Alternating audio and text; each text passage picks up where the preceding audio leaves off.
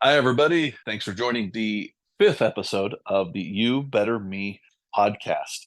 I'm your host, Matt Robinson, and here we provide content to help educate, uplift, and inspire any of those of you who are out there on the better yourself path, trying to make changes, find improvements, maybe digging deep, maybe discovering these, the shadow parts, as Carl Jung would say it, that help us really discover and expose the areas in our lives where we do need to make improvements and changes. And it's not an easy road. We know this.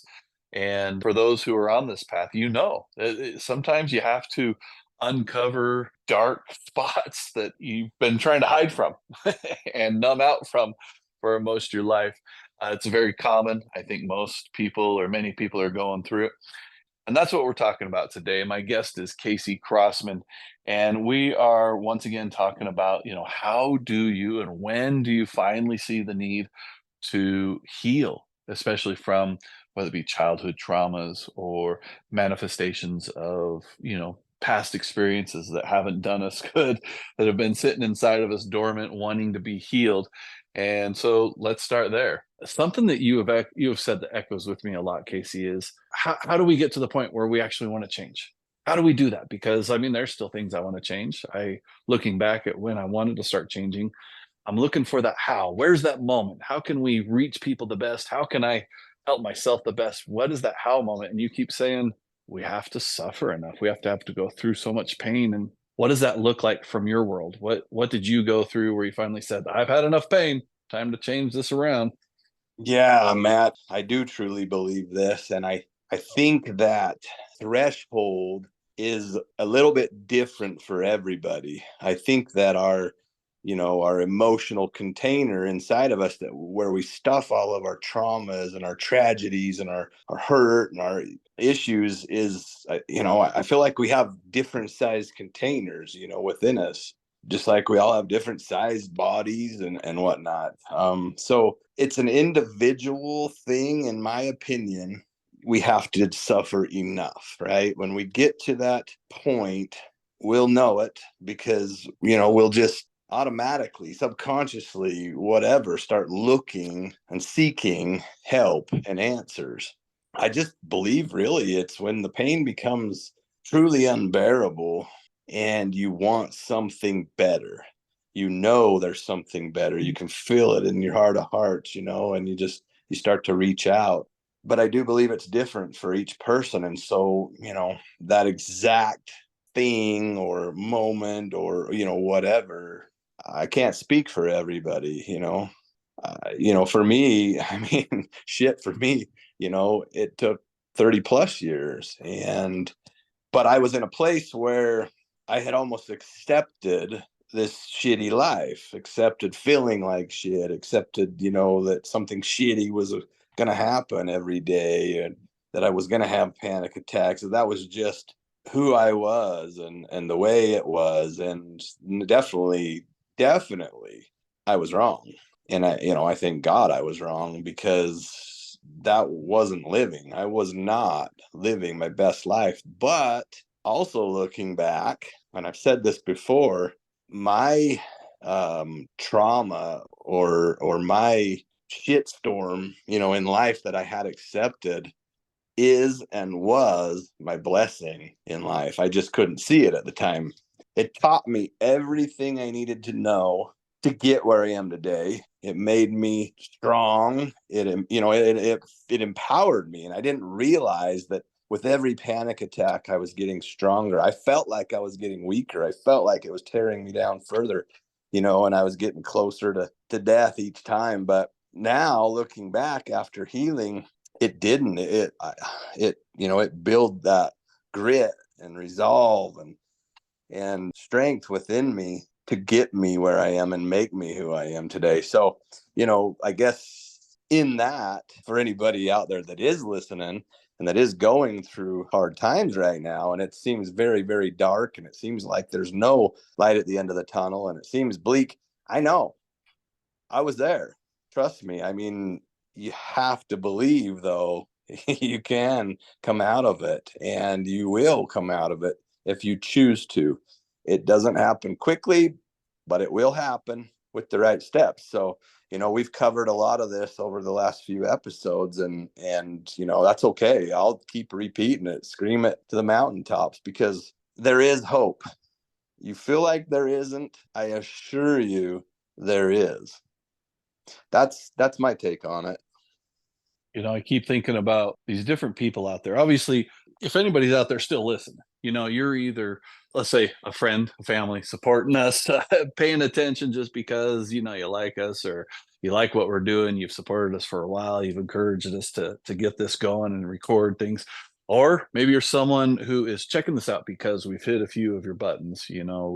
We've checked those boxes that are all like, yep, that's me. Oh, yep, that's me. Or I resonate with this. But I want to get a little more detailed or deeper, for those of you that's going through a dark time. When you had these dark times, what was it like? you know, this sounds crazy, but it was like waiting to die. I didn't have anything to look forward to. It was just dark. I mean, the crazy thing is I know that, there are people out there that have had it much, much worse. And that's why I say that threshold is different for all of us, because we're all born with a different temperament, different personalities. We can, some people may be able to take on a little more stress and trauma than the next person. We're all snowflakes, right? So you can't compare yourself to other people, but yeah, it was damn dark and damn debilitating. Like I would at least literally have one panic attack a day, usually multiple, and then get into this zone as I got older, where you try to drink away the pain. That just amplified everything. I didn't realize it. I was numbing out, right? I was using it as a band-aid, trying to not feel the pain and the suffering, to not feel the reality of the struggle that I was living. But I can't reiterate enough that there is a way out. I mean, it takes work. Happens relatively quickly, but definitely not overnight. But I mean, the time's going to pass anyways, right? So why not be working on yourself? Why not be healing, processing, growing?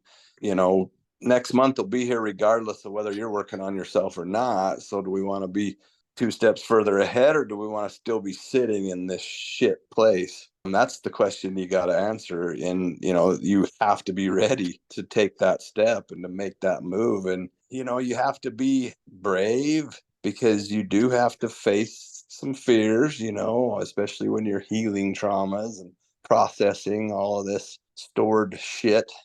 It's not easy, but it's definitely worth it. I would do it again and again and again. There was times when I was in the middle of it and I was like, hell, I don't think I can take this, or I don't know if I can do this. But again, it's easy when you look back. Then it's like, oh hell yeah, I would definitely do that again and again and again. I know I missed out on a lot in my life through my childhood because of my anxiety and the way it impaired the things that I did, allowed me to do, and I still wouldn't change it. It is what it is. That was my, one of my missions in life. I truly feel like, I may have possibly even chosen that to go through. I don't know. I don't know for sure, but I like that it softened me at a heart and soul level, but it strengthened me so much at a mental and even a physical level. I couldn't be more proud of myself to be where I am today. And so again, my tragedy or my trauma is my blessing. Oh, I truly. Mm. Casey, I wanted to ask what triggered you to go into these state of anxiety and fear and whatever. Because I'll give you a little bit of my experience is, for me to really heal this little child who didn't feel safe and secure and didn't feel heard when he was a kid, and Growing up, if I didn't feel like I was being heard or understood, I would throw a tantrum. And I had to go find out what has ruined my relationships. Well, having fits of anger when I wasn't going my way or I wasn't being heard. And my anger made my partner, my wife, girlfriend, whoever, feel unsafe and unsecure because I lost my cool, even though I was never like physically violent. That was my trigger. And so to figure that out, I had to figure out where my triggers came from and heal those triggers and realize it's just a boy inside of me that still was not grown up because he's always on the lookout, the watchman's tower, waiting for someone to, treat him poorly or take advantage of him or not listen to him or have control over him. That he was always going to fight and be heard and get loud and angry and scary. Well, I had to figure that out. So, dude, with your traumas, did you have to go back there and figure it out, or did you just find a way to heal? It made it kind of magically better. No, I definitely went back and spent many hours revisiting a lot of the traumatic events and comforting and protecting that little boy, letting that little boy know that he had support. He had somebody strong to back him up and that he was going to be okay no matter what.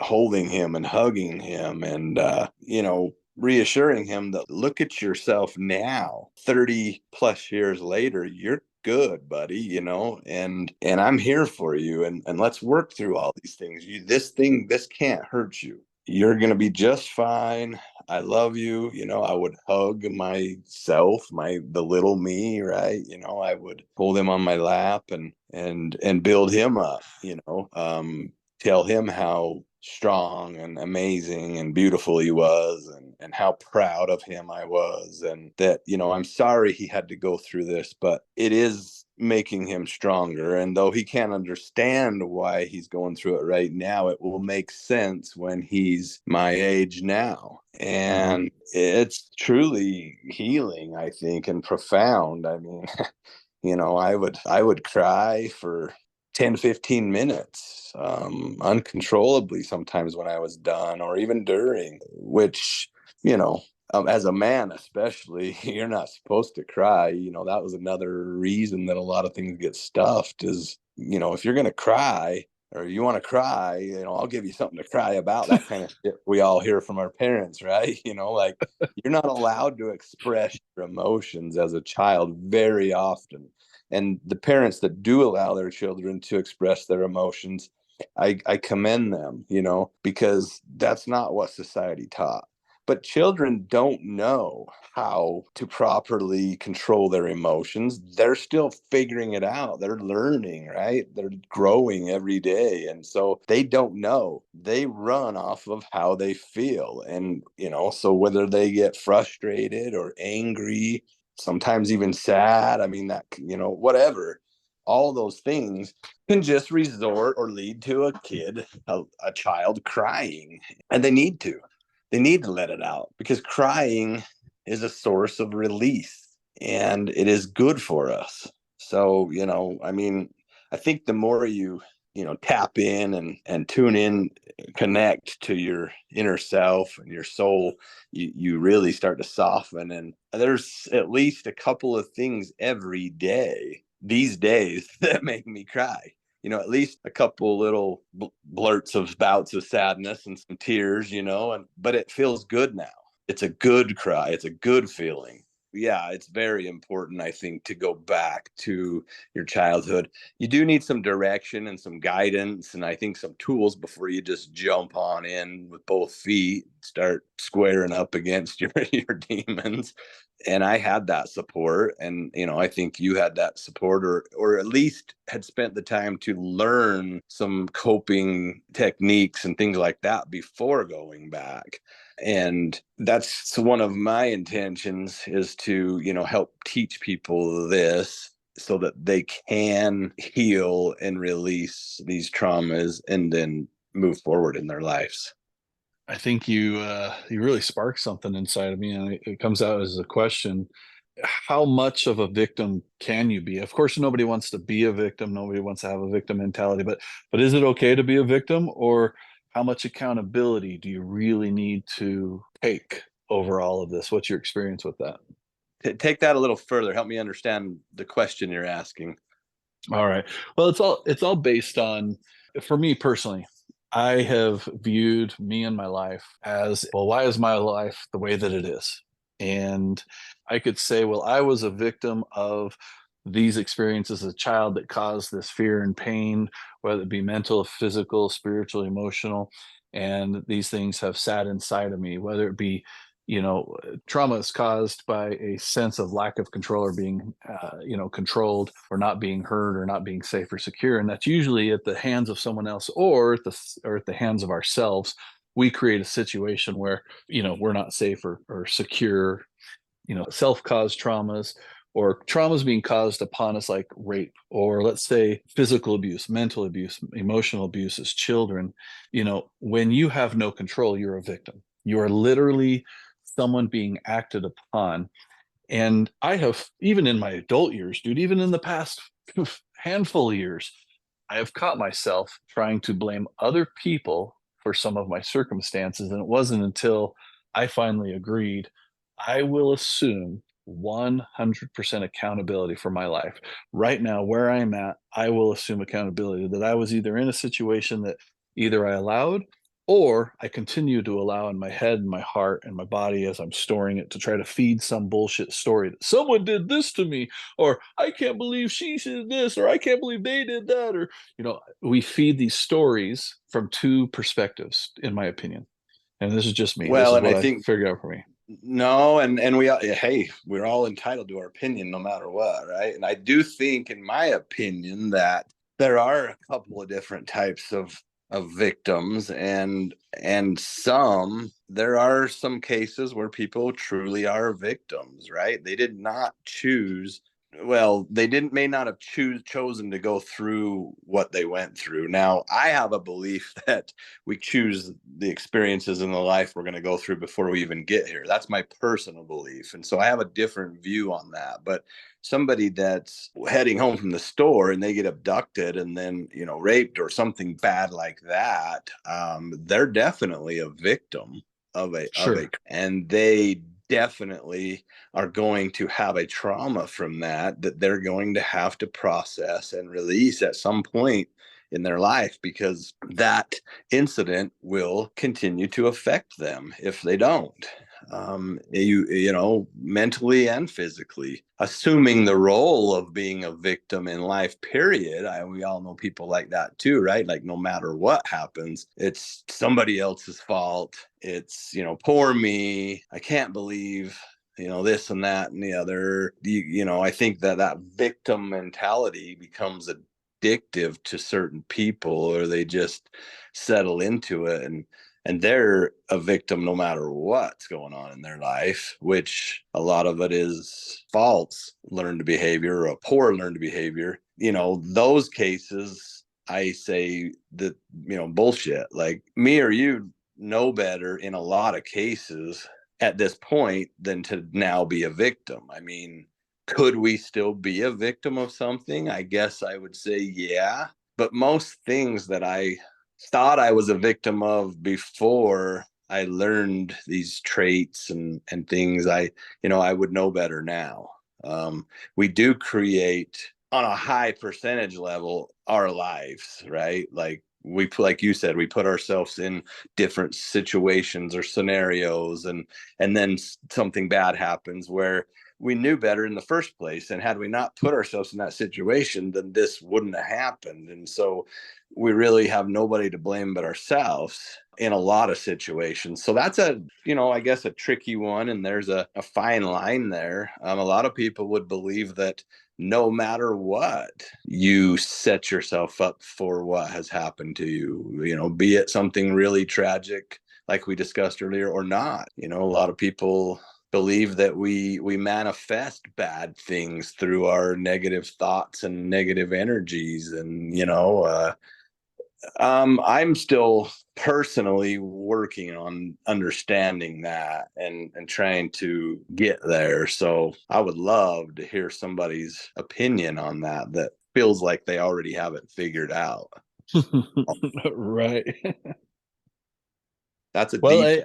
It is a deep one, and it usually kind of triggers people anyway, because to make claims about being a victim or who's a victim or whatever usually triggers people, and I appreciate that because I think that is a deep conversation we can go down one day. But we're running out of time. I know you got to go to an appointment. I have one last question. Knowing what you know now, what would you go back and tell your 19-year-old self? Everything is going to be okay. You're right where you need to be. You can't understand it or see it now, but you got a beautiful, beautiful life ahead of you. So get excited about the future instead of being depressed about it. That sounds perfect, dude. It's all going to be okay. You're in the right spot. You're doing what you're supposed to. You're growing, you're learning. It's all going to be good, dude. I like it. Yeah. Yeah, and hard to understand for somebody that hasn't gone through the healing process yet, but hopefully that sparks some hope because it's possible, Coming from my experience, it's possible. So, anyways, hopefully that helps somebody out there. Well, if anybody's out there listening, you want to learn more or even contact Casey, he's very open and willing to have conversations and whatnot about his healing process and who helped him. He has a special angel with some tools that she gave him to help him learn. But Casey, you just created some new social media sites for connection. What are those? Yeah, right now all of my social media is just Casey Crossman for real. CASEYCROSSMAN number 4REAL.